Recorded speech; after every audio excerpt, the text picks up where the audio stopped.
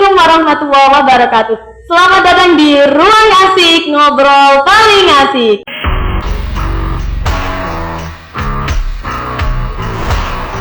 Hai, halo Besti, dengan saya Farin Uliah. Nah, kali ini kalian sedang mendengar podcast program kesayangan kita, Ruang Asik, ngobrol paling asik.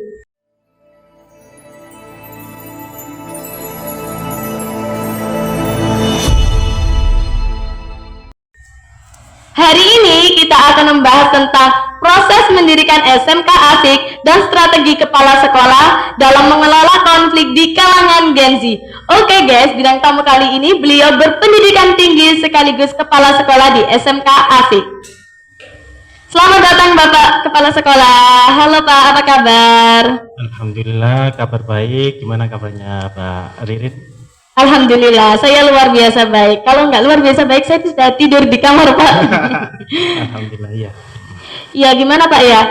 Bapak, saya lihat-lihat dari kemarin mondar-mandir Pak. Apa sih kesibukan Bapak?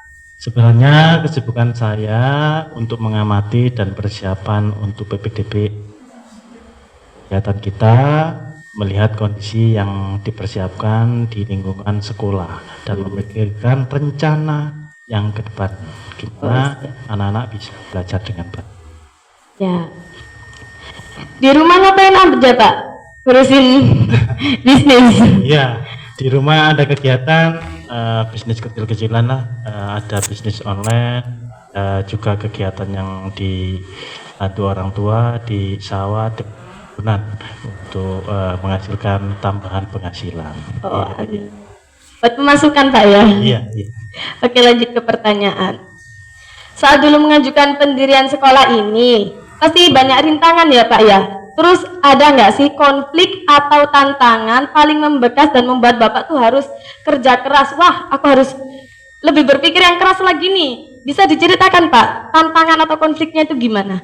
Iya, gini, untuk pendirian lembaga itu tidak mudah karena lembaga itu ada beberapa syarat pendirian. Pertama, pendirian administrasi. Administrasi itu harus persetujuan dari SMP di sekitar kita. Kalau kita tidak dapat surat pernyataan pendirian, kita tidak akan bisa mendirikan SMK ini. Atau paling tidak surat itu pernyataan dari 5 SMP atau MTS wilayah kita, Imaan dan sekitar. Siap. Terus siapa saja sih Pak yang mempelopori pendirian SMK ini? Ya, ada sebenarnya pelopornya adalah pendiri yayasan Bapak Kiai Haji Abdul dan Bu Uswatun Habibah. Saya hanya pelaku di lapangan. Cuma melihat kondisi di lapangan, saya harus melakukan kegiatan-kegiatan mengomunikasikan antara pengasuh, pendiri, sehingga kita harus targetnya lembaga ini bisa berjalan dengan baik dan bisa pada tahun ajaran waktu itu tahun 2014, tapi izinnya turun tahun 2015. Oke Pak. Kita lanjut. Bagaimana perjalanan sekolah ini dari sisi pendanaan di awal berdiri? Apakah langsung dapat dukungan atau proses meyakinkan pihak-pihak tertentu? Karena kan dana nggak gampang gitu ya Pak? Iya. Nah, di pendirian itu ada salah satu syaratnya, ada pendanaan yang kemarin itu tanya itu yang pertama dari yayasan, dari donatur, yang ketiga itu yang agak berat, kita mencari hutang atau pinjam di lembaga keuangan. Karena pendirian SMK awal itu adalah jumlah deposit lembaga harus 100 juta sehingga kita bisa mendirikan lembaga. Kalau tidak ada deposit di rekening dalam waktu 1 tahun kita tidak ada keuangan, otomatis di pengajuan itu tidak ditolak, pengajuan itu akan ditolak. Oleh karena itu di persyaratan itu ada satu, lahan. Apakah lembaga pendirian itu siap lahannya atau tidak? Kalau tidak ada lahannya, tidak bisa mendirikan. Yang kedua, jadi syaratnya itu harus semuanya full Pak? Iya, sehingga proses 1 tahun 2014 itu prosesnya administrasi saja. ada desain atau master plan-nya. Kalau tidak ada master plan-nya, kita tidak akan bisa berdiri. Pendanaannya juga. Begitu juga SDM gurunya. Kalau sudah siap mendirikan lembaga, apakah SDM-nya ada? Kalau nggak ada ya juga kita sulit kan? Iya, benar sekali. Oke. Itu jalan.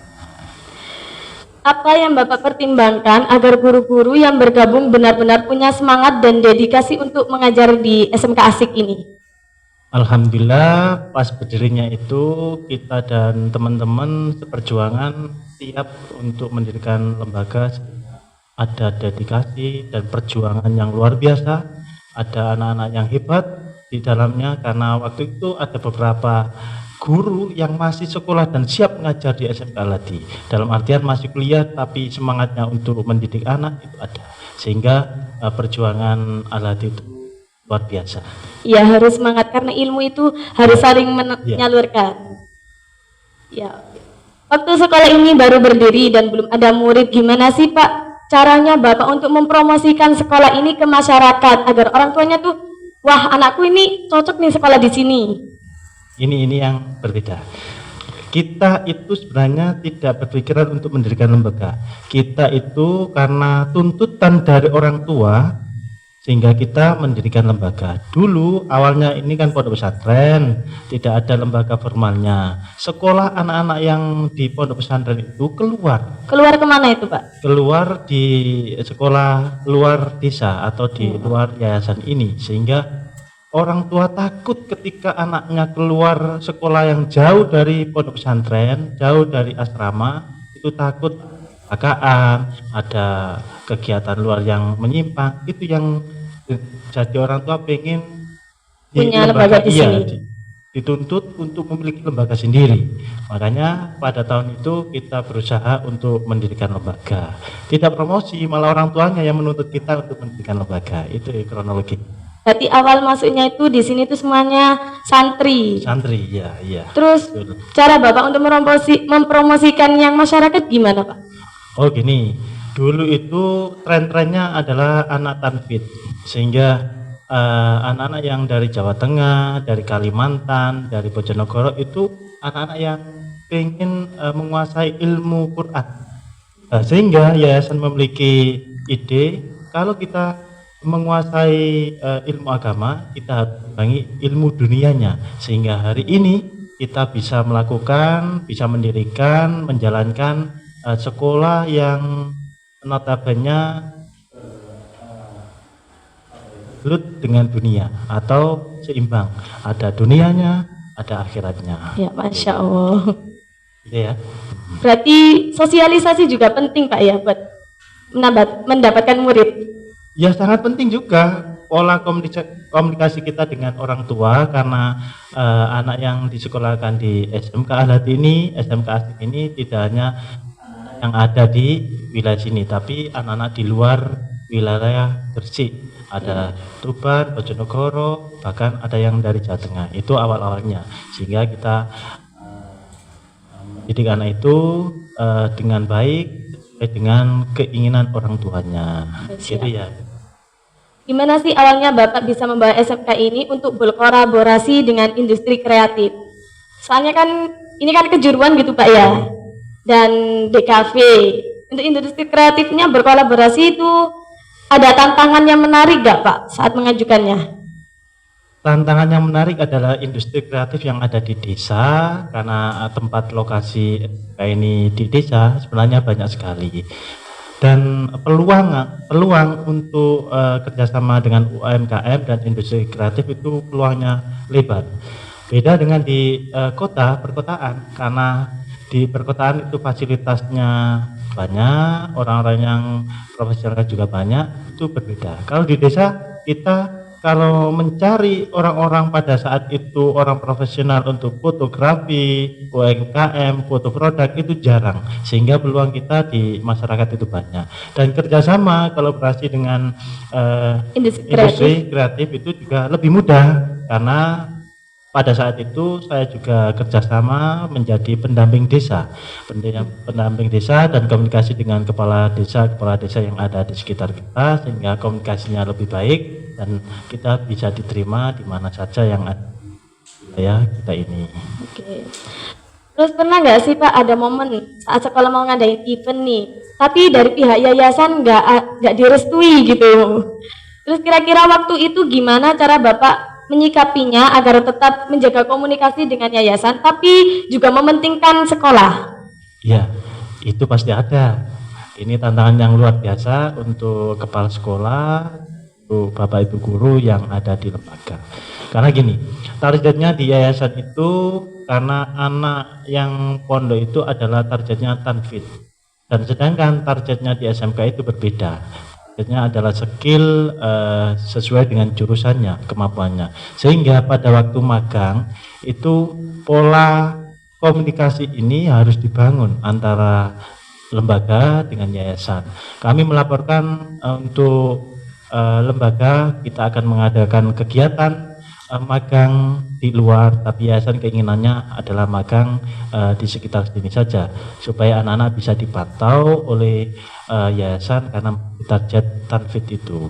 Kami juga menjembatani untuk anak-anak supaya memiliki skill agamanya, skill Qur'annya, begitu juga skill di dunia SMK atau kejuruannya, sehingga kita menjembatani dan alhamdulillah ada titik-titik temu yang bisa kita lakukan sehingga pelaksanaan magang itu tidak ada kendala. Meskipun awalnya tidak diizini, tapi kami memberikan argumen sehingga dari pengurus yayasan itu menerima dan mengizinkan kita melakukan kegiatan itu. Itu juga tidak mudah. Ya. Berarti event tuh yang paling sulit itu magang Pak ya? Magang. Oke.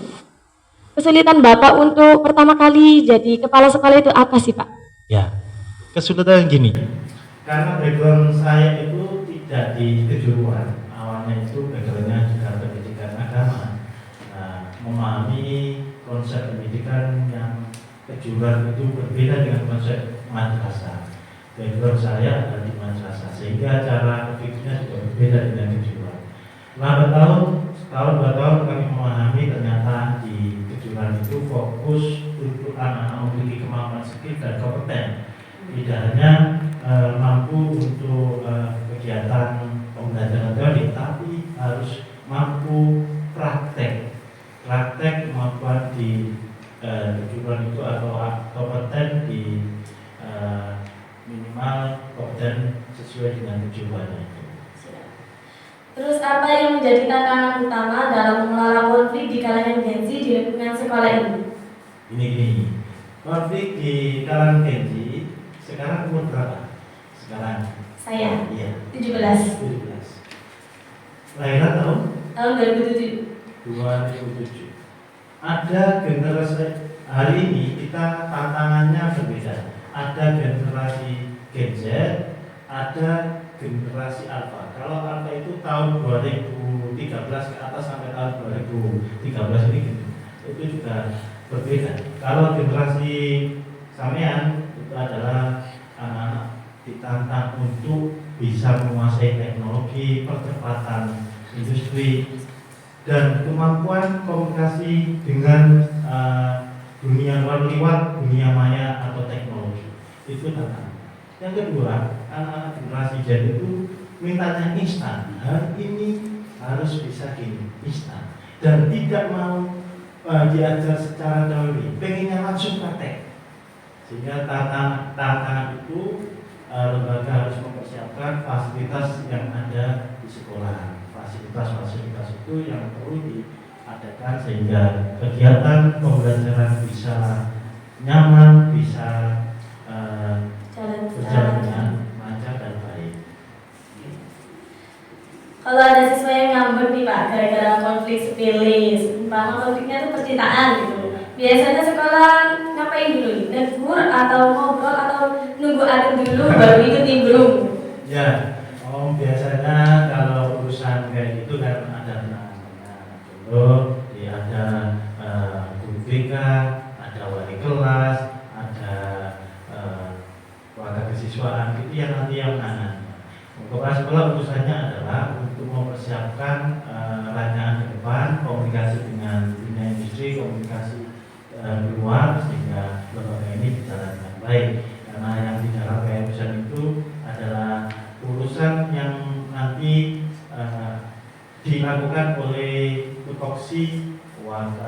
kesiswaan, BK, dan wali kelas. Untuk orang tua ya jaga-jaga dengan teman anak-anak sehingga tahu luasnya. Nanti laporannya dari wali kesiswaan dan BK. Menurut Bapak, pola konflik di kalangan Gen Z berbeda nggak dengan generasi sebelumnya? Sangat berbeda. Berbedanya apa? Iya. Tadi sudah saya sampaikan bahwa konflik di anak-anak generasi sekarang itu adalah keinginannya instan. Kalau pekerjaan atau belajar itu pengennya langsung bisa. Sehingga tuntutan Bapak Ibu guru, tuntutan dari anak-anak adalah fasilitas lengkap, kemampuan guru itu SDM-nya sesuai, sehingga ketika pelaksanaan pembelajaran di ruangan atau praktek itu segera bisa dilaksanakan dan bisa diaplikasikan di kehidupan langsung. Itu yang kekurangan dan kelebihan Gen Z dalam kemampuan belajar atau adaptasi atau kerjasama dibanding dengan Gen milenial itu seperti apa menurut Bapak? Ya, kalau menurut saya untuk Gen Z itu semuanya tinggi di dunia digital atau modernisasi komunikasi. Terus untuk pembelajaran berbeda dengan anak-anak yang generasi milenial. Kalau milenial itu adalah metodenya adalah tradisional. Kalau sekarang metodenya adalah digital. Menurut Bapak, peran Bapak sebagai kepala sekolah dalam mengelola konflik antar siswa khususnya di era digital seperti sekarang itu apa? Konflik ini yang agak sulit hari ini anak-anak untuk melaksanakan kegiatan itu atau konflik itu memecahkan permasalahan sehingga terutama di lingkungan pembelajaran itu percepatan dan SDM Bapak Ibu guru sehingga nanti bisa seimbang dengan informasi yang berada di luar. Yang perlu digarisbawahi bahwasanya perlu pelatihan dan perlu kegiatan tambahan untuk siswa kegiatan itu dan memberikan tanggung jawab penuh sehingga anak-anak bisa melakukan tugas yang diberikan oleh Bapak Ibu. Apa yang Bapak lakukan saat belajar sama Gen Z gitu Pak ya di dalam ruangan? Soal Gen Z kan males Pak ya. Terus caranya biar Bapak menyemangati semuanya itu gimana? Gini, untuk anak-anak itu sebenarnya gini, memiliki kemampuan setiap individu memiliki kemampuan masing-masing. Cuma tinggal kemampuan itu memberikan motivasi apa yang harus dituju, apa yang diinginkan oleh anak-anak sehingga anak-anak bisa belajar dengan baik. Kalau rata-rata anak-anak yang tidak memiliki cita-cita itu juga sulit belajarnya. Tidak hanya di sekolah kita, sekolah di luar sana juga iya, karena tidak memiliki cita-cita, harapan atau keinginan saya itu mau apa. Itu yang menjadi kesulitan dari Bapak Ibu guru dan dari kepala sekolah. Oleh karena itu perlu adanya komunikasi dengan beberapa stakeholder atau dari wali murid, keinginannya orang tua itu apa, keinginan yayasan apa, keinginan lembaga itu apa, sehingga target dan tujuannya itu bisa tercapai. Terus bagaimana cara Bapak membangun komunikasi yang efektif dengan siswa Gen Z? Komunikasinya ya tadi buat ngobrol, tapi laporan dari wakil dari kepala sekolah kan sudah mewakili sehingga keinginan itu disampaikan. Ada juga yang langsung komunikasi dengan saya sebagai kepala sekolah, Pak saya keinginan ini, ya kita menunggu kesepakatan dari wali murid dan kesepakatan dari Bapak Ibu guru sehingga kita bisa berjalan dengan baik sesuai keinginan anak-anak Gen Z. Oke, apa peran teknologi dalam memperburuk atau membantu penyelesaian konflik siswa? Peran teknologi sekarang tidak bisa kita tinggalkan. Teknologi itu bisa memberikan yang terbaik dan bisa menjerumuskan anak-anak Gen Z.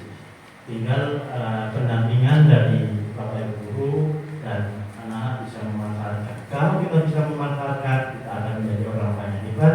Kalau kita tidak bisa memanfaatkan, kita yang akan tergilas oleh teknologi. Terus pendapat AI yang marak-maraknya di zaman sekarang itu gimana? Nah, kecerdasan buatan yang muncul sekarang ini itu tidak akan bisa mengalahkan manusia. Kenapa?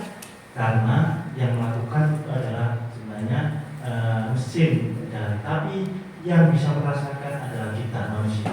Apa yang kita rencanakan, apa yang kita rasakan itu beda dengan robot. Robot itu atau apa? AI. Iya, kecerdasan buatan itu tidak memiliki perasaan, sehingga tetap kalah saja dengan manusia. Makanya Tuhan memberikan kita kemampuan untuk berpikir, dan rata-rata orang-orang yang ada di Indonesia itu kecerdasannya itu terpaksa.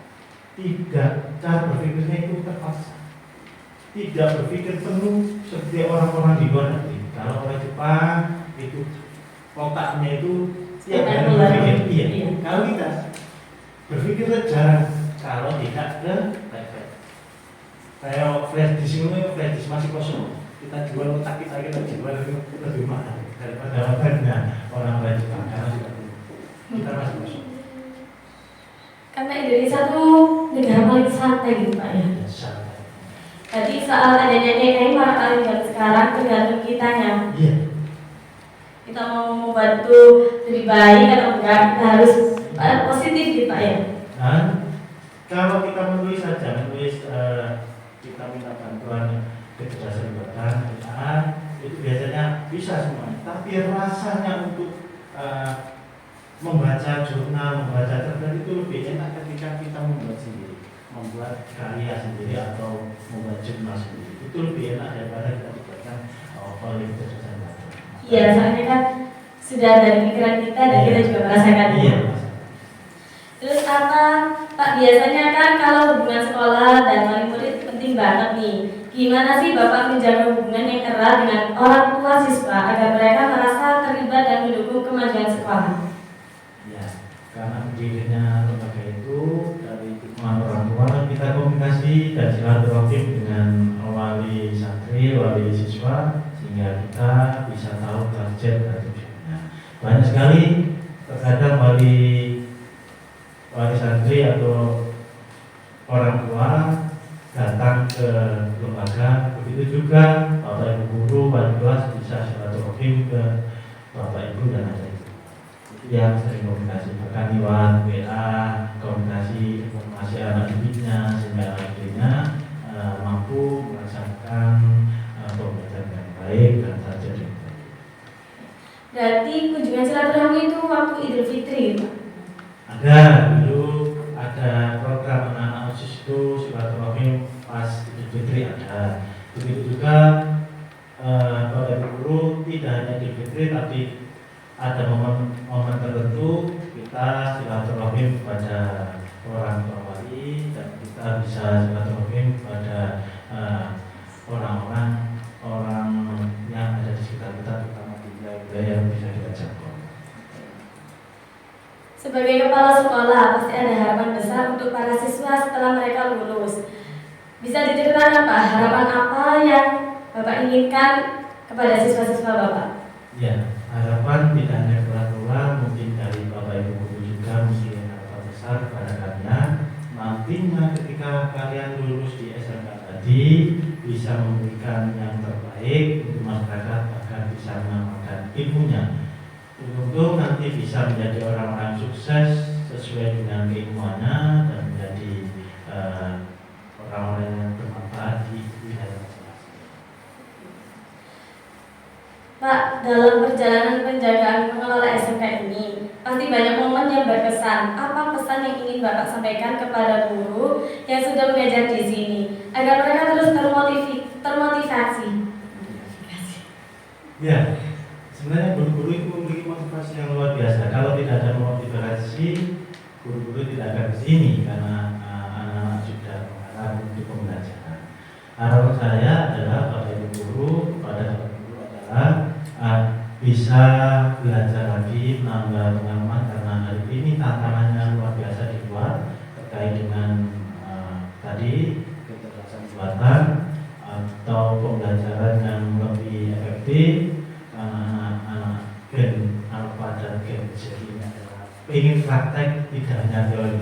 Teori sebatas teori, setelah itu praktek. Contoh saja kegiatan kayak gini, aktif luar biasa. Kita ada kegiatan di luar kelas, fotografi, sablon atau kegiatan kayak gini lebih kompak daripada kegiatan di dalam ruangan. Kalau di ruangan menulis, mencatat itu biasa. Tapi kalau kita diberi tanggung jawab untuk kegiatan, pasti akan dilaksanakan. Tinggal mendampingi bapak guru untuk mendampingi anak sehingga anak itu sesuai dengan kemampuan dan sesuai dengan skillnya. Terima kasih ya Pak ya sudah menjawab semua pertanyaan dari tim-tim kami.